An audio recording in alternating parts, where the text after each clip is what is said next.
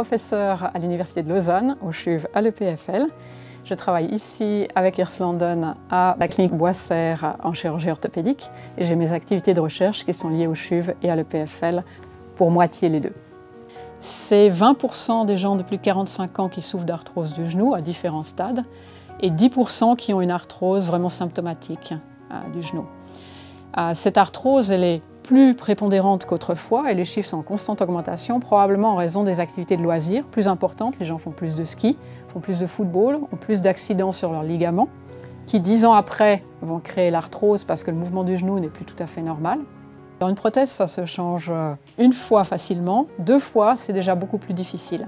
Avec 5 autres laboratoires de l'EPFL, on a créé le projet SIMOS, Smart Implants for Orthopedic Surgery, c'est-à-dire implants intelligents pour la chirurgie orthopédique, qui a abouti à la création d'une prothèse de genou intelligente, où il y a une partie électronique à l'intérieur même de la prothèse qui peut se connecter à l'extérieur avec un ordinateur, un smartphone ou une tablette. On a des capteurs de force qui nous permettent de voir sur les parties les plus importantes de cet insert où il y a les zones d'usure.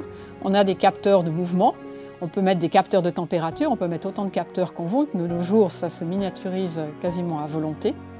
Et après, vous mettez votre insert intelligent à la place de l'insert standard dans votre prothèse et vous pouvez communiquer à l'extérieur en mettant une genouillère. En fait, ça fonctionne un peu comme un pacemaker. Ce qu'on sait faire maintenant, c'est qu'on sait même envoyer l'énergie à l'intérieur de la prothèse, de l'insert intelligent. Ensuite, lui demander de travailler. Vous marchez pendant une semaine, pendant 1 heure, le temps que vous voulez, et on peut récupérer les données. Puis la batterie, elle va tranquillement à plat, et puis elle reste inerte, le système reste complètement inerte quand vous n'en avez pas besoin. Pour le patient, l'avantage d'avoir une prothèse comme ça, c'est que dès la phase de rééducation, on va pouvoir le guider pour reprendre au mieux déjà la marche, les premiers jours après l'intervention. Après, pour le suivi, si par exemple vous faites un traumatisme ou vous tordez le genou, etc., ou tout d'un coup il commence à y avoir des douleurs dans le genou, mais est-ce que c'est la prothèse ou pas? Parce qu'il y a des sciatiques qui font des douleurs dans la jambe. Ben voilà, vous pourrez avoir des explications rapides. Actuellement, toute l'électronique de base, ça a été fait grâce à l'argent du Fonds national suisse qui nous a soutenus pendant 4 ans. On a tout ce qu'il faut, tout le concept est développé. Maintenant, il faut le partenaire industriel. Alors on en a déjà un qui est intéressé. Le problème, c'est que pour faire valider tout ça au niveau européen, pour pouvoir l'implanter, avoir cette fameuse norme CE qui permet de vendre les modèles partout en Europe, il faut énormément de travail d'avocat pour vérifier toutes les lois, toutes les normes en question.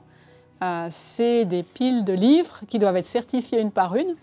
Et en fait, il y a quasiment une pile de livres par composant électronique. Et après, il faut certifier par rapport au fait que ce soit stérile, que ce soit résistant à l'usure, etc. Et là, le calcul de l'entreprise qui est intéressée à aller de l'avant, c'est qu'il nous faut entre 1 et 2 millions pour arriver à passer le cap. Alors c'est très difficile à réunir et c'est pourquoi j'ai créé cette fin d'année 2016 une fondation dans le but d'essayer de récupérer suffisamment d'argent pour soutenir en particulier ce projet, mais aussi d'autres projets applicables en clinique et pour les patients dans ce domaine.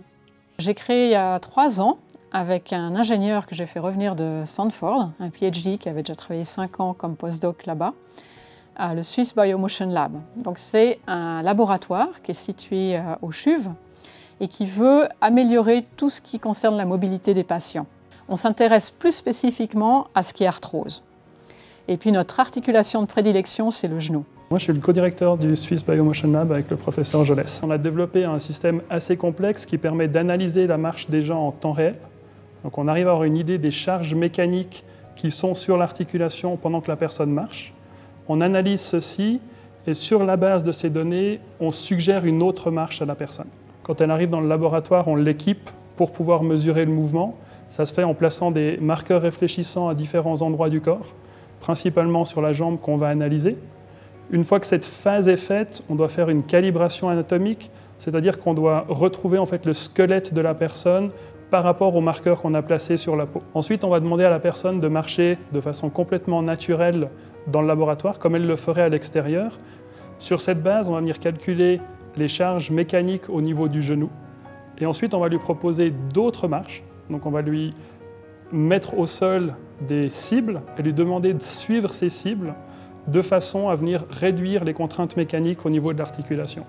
C'est un procédé qui est itératif, donc la personne essaye une marche, on analyse cette marche et en fonction des résultats, on propose une autre marche à la personne. Aujourd'hui, on est au stade de la recherche, donc on est en train de développer cette technologie.